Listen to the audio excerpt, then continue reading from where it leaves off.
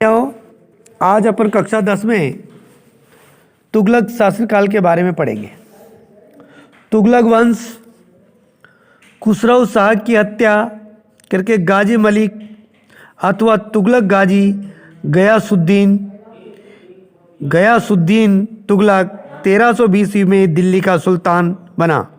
सुल्तान बनते ही उसे प्रांतीय विद्रोहों का सामना करना पड़ा। तेलंगाना के राजा प्रताप रुद्रदेव के खिलाफ उसने अपने पुत्र जूना खां को बारगल भेजा। जाजनगर उड़ीसा में सैन्य अभियान किया गया जिसमें उलुग खां जूना खां की विजय हुई। गयासुद्दीन का अंतिम सैनिक अभियान बंगाल के विद्रोह का दमन था। दिल्ली वापसी पर आयोजित स्वागत समारोह में एक लकड़ी के भवन से गिरने से 1325 ईस्वी में उसकी मृत्यु हो गई। तत्पश्चात उसका पुत्र जूना खां मोहम्मद तुगलक के नाम से सुल्तान बना। उसका नाम कई संज्ञाओं से जोड़ा गया। अंतर विरोधों का विस्मयकारी मिश्रण, रक्त का प्यासा आदि। मोहम्मद तुगलक के समय तुगलक साम्राज्य 23 मुक्तों यानी प्रांतों में बटा हुआ था। बरनी सुल्तान की 5 प्रमुख योजनाओं का वर्णन करता है। दोआब में कर वृद्धि, देवगिरी को राजधानी बनाया, सांकेतिक मुद्रा का प्रचलन, खुरासान पर आक्रमण, कराचिल की और अभियान। सुल्तान ने 1327 से 1335 ईस्वी तक देवगिरी को अपनी राजधानी बनाकर रखा और उसका नाम दौलताबाद रखा। 1330 ईस्वी में तांबे एवं कांसे के मिश्रित सांकेतिक सिक्के चलाए। लोगों ने जाली सिक्के बनाना आरंभ कर दिया, अतः सांकेतिक मुद्रा बंद करनी पड़ी। मोरक्को का यात्री अब्न बतूता लगभग 1333 ईस्वी में भारत आया। सुल्तान ने उसे दिल्ली का काजी नियुक्त किया गया था तथा 1342 ईस्वी में राजदूत बनाकर चीन भेजा था। 1381 ईस्वी में मोहम्मद तुगलक की मृत्यु हो गई।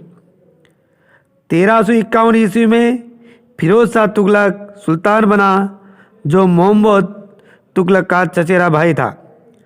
बंगाल के हाजी इलियास के स्वतंत्र हो जाने से उसके विरुद्ध फिरोज शाह ने 2 बार सैन्य अभियान किया परंतु असफल रहा। फिरोज शाह ने सरकारी एवं सेना की नौकरी को वंशानुगत बना दिया एवं योग्यता की जांच करने की प्रणाली का त्याग कर दिया।